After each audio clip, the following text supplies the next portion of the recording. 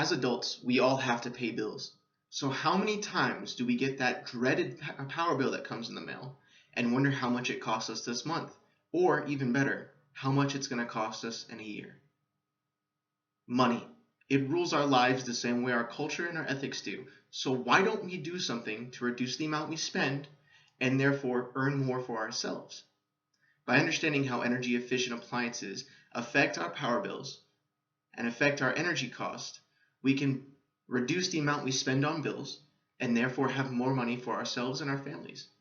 As a heating, ventilation, and air conditioning technician, I have a deep understanding of energy efficient appliances. Whenever I walk into a building and I have to work on a piece of equipment, I have to wonder, how much power is this unit using? How much power over time will it use? And then therefore, how much will it cost? Both as a government agent and as a civilian contractor, that's something you have to keep in mind. Now, by looking at how those appliances affect our power use, how the use of power affects us, and what changing to energy efficient appliances can do to help us better save money, we can save money. As kids, our parents used to tell us not to mess with the thermostat or to turn the lights off in our room whenever we weren't using them. As adults, we have a deeper understanding as to why. Power affects us. The use of power affects us. Having the light on in this room right now affects me specifically. Why? Well, you have two different types of things you need to understand: load devices and power sources. Load devices, as defined by EnergyEducation.Canada, CA, defines an electrical load device as anything that simply uses power or energy. Where does that power or energy come from? Well, Dictionary.com defines a power supply as a device that provides power to electric machines, generators, or anything that needs electrical power to run. Now, why is that a problem? Well, some appliances constantly drain power, and it depends on how it works. Now, in Europe here, we have to use transformers for anything on US power. If you leave that transformer on constantly, what it does is consume the power that you're being provided and transform it to the power voltage you need. It's continuously absorbing the power, changing it, and going forward. According to CompleteHomeWarranty.com, that's called standby power, or a power vampire. Something such as an appliance that consumes power 24 hours a day. Now, transformers are active uses, so they're not exactly standby, but we all have cell phones. Cell phones have to get plugged in to charge, and when those chargers sit there at the wall socket, they're still using power. StandbyPower.com states that typical American homes have 40 products that consistently draw power. This is standby power. We're still being charged for that power. Since we have an understanding of what a power supply is and load, now we can see how it affects our electric bills.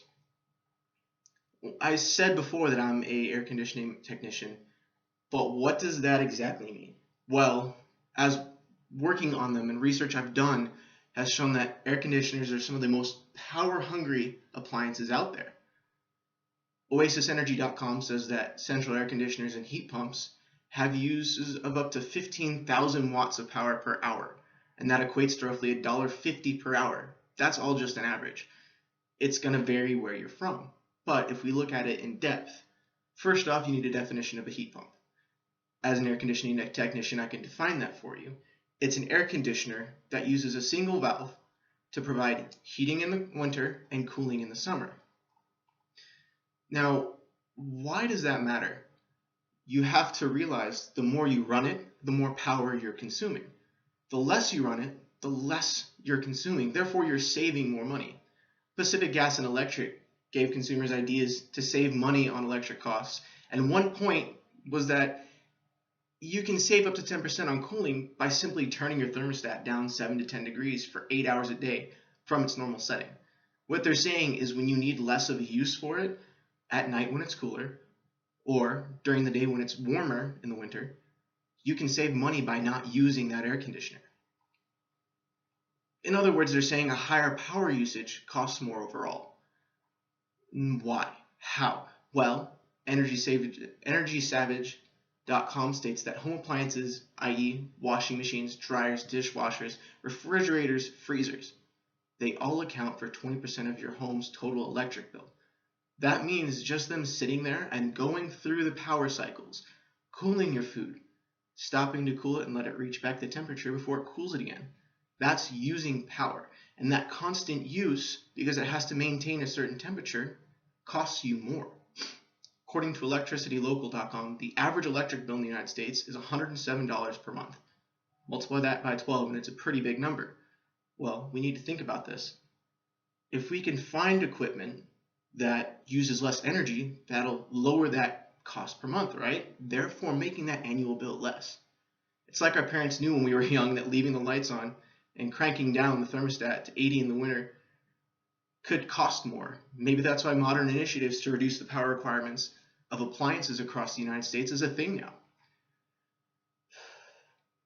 Many federal and state government agencies are starting to work together to give consumers a way to understand this process and to reduce the total cost.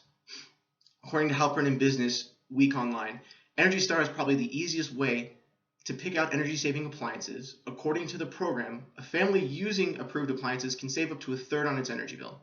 I'm sure you've all gone to Home Depot or Lowe's and seen this little icon, and it says Energy Star. And it gives you a bunch of numbers and statistics, and you don't really know what it means. Well, it's their way of saying if it's higher on the gauge, you're saving more money. If it's lower, you're saving less. So why does it matter?